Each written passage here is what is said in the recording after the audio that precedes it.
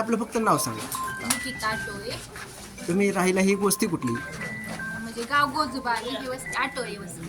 हां, बरं नेमकं तुम्ही सकाळ सकाळ काय नक्की तुम्हाला काय दिसलं आणि काय तुम्हाला जाणवलं इथं? ते आम्ही म्हणजे काम चाललेलं आमचं. गाय आहे त्यांना चारा देत होतो. चारा देऊन झाल्यानंतर मी इथेच उभा होती बाहेर आणि तेथून ते पहिल्यांदा आलेले रुकले ते बघितलं. ते पहिल्यांदा असं गेलं, असं गोल राऊंड चांगला मारला त्यांनी. ते नंतर रिटर्न माघारी आल्यानंतर गावाकडे गावाकडे गेल्यानंतर ते असं खूप खालून खालून चाललेलं. असं जरा वाईबल झाल्यावानीच असं असं हालत होतं आणि त्यांना असं लँडिंग करायचं होतं. ते धावपट्टी आमच्या घराच्याच पाठीमागे आहे. मग धावपट्टी अशी जरा 2 सेकंदावर राहिलेली. ते वरती जायचं ते खाली असं क्रॅश झालं, धडकलं. ते धडकल्याबरोबर असा मोठा स्फोट झाला. स्फोट झाल्याबरोबर त्याचे सगळे पार्ट असे सगळे पांगले आमच्या घरापाठीमागे पलीकडे सगळीकडे गेले. आणि मग आम्ही बस पाहतोय, पण एवढा मोठा आम्ही खूप घाबरलो. एवढा मोठा म्हणजे फर्स्ट टाइमच पाहिला असं त्याने हा स्फोट झालेला, असं म्हणजे बॉम्ब वगैरे कसं फुटतात तसा एवढं जोरात स्फोट झाला. ते स्फोट झाला आणि त्यांची सभा होती वाटतं. ते सभेसाठी त्यांचे ते कार्यकर्ते PA पोलीस सगळे होते पाठीमागं आलेले हजर. त्यांना ते कळलं. ते 5 ते 10 मिनिटातच इथं आले. पण आल्यानंतर म्हणजे हे दृश्य पाहून म्हणजे ते कोणी समोर जाऊ शकत नव्हतं, एवढा मोठा जाळ होता. 2 अग्निशामक आणल्या, पाणी त्याच्यावरती ओतलं आणि तरी पण ते म्हणजे नाही, ते म्हणजे लवकर नाही भिजलं. 9:45ला ही घटना घडलेली. ते 9, 9:15 पर्यंत म्हणजे हे असं पेट घेतच होतं, तेच सुरू होतं त्यांचं. मग आम्ही गेलो ना, म्हणजे थोडा कमी झाल्यानंतर जा तिथं आणि पाणी बादल्या भरून घेऊन गेलो आम्ही. म्हणजे एवढ्याला काहीच करू शकत नाही, पण फक्त म्हणलं बॉडी वगैरे कुणाच्या आहे असतील तर आपलं वाचवण्याचा आम्ही प्रयत्न करत होतो. मग ते साईडला पडलेली बॉडी तर पाणी वगैरे ओतलं आणि ती आम्ही प्रत्यक्षात बॉडी पाहिलेली. ती आम्हाला अगोदर माहिती नव्हतं दादांचीच बॉडी आहे. नंतर कळलं की ही दादा होते. पण ते पहिला आम्ही म्हणजे असा त्यांचा चेहरा दिसतच नव्हता पूर्ण. चेहरा ओळखू येत होता त्यांचा? चेहरा काहीच ओळखू येत नव्हता. त्यांची अशी निम्मीच बॉडी दिसलेली.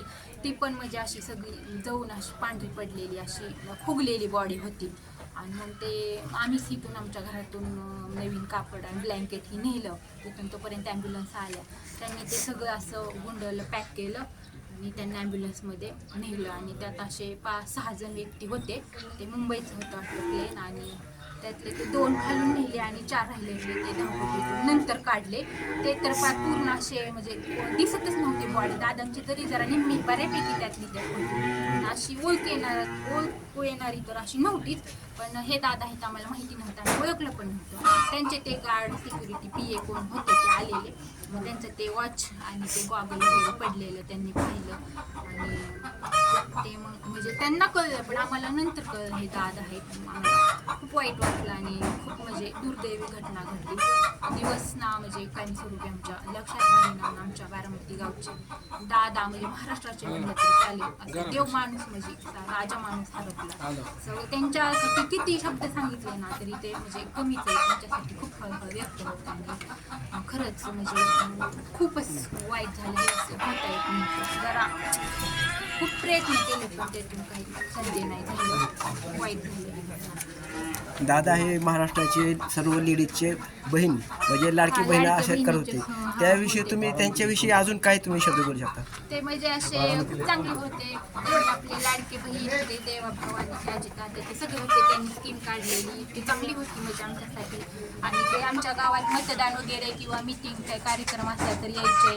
आणि ते हेलिकॉप्टर किंवा विमाने एरोप्लेन तिथून असे सारखे आमच्या इथूनच यायचे, घरातून असे जायचे. पण ते सभेत वगैरे असली तर म्हणजे आम्ही जायचो पाहिजे. म्हणजे ते खूप त्यांचं व्यक्तिमत्व होतं. त्यांनी खूप विकास केलेला. आणि आता म्हणजे बारामती असं म्हणजे तर किती म्हणजे खूप ते सगळंच हादरलेलं आहे त्यांच्यासाठी. म्हणजे काय असं शब्द सुचे नाही एवढं म्हणजे वाईट घटना. दादा जेव्हा बाहेर होते तेव्हा थोडंसं जीव दुखदुखी काय असं काही सुद्धा राहिलेलं नव्हतं त्यांचं. म्हणजे स्फोट झाल्याबरोबर ना त्यांना म्हणजे काहीच म्हणजे दुखदुखी तर नव्हती राहिलेली त्यांना. म्हणजे असं आतल्या आतच ते झालं आणि स्फोट झाल्याबरोबर ते डेटच झाली. एवढं क्षण म्हणजे असं व्हायला नको होतं. ते खूप वाईट घडलं. दुखदुखी पण नव्हती राहिली. पण ते असं थोडेफार जरी म्हणजे राहिले असते तर तुला आपण उपचार केले असते तर काहीच म्हणजे काहीच नव्हतं राहिलं.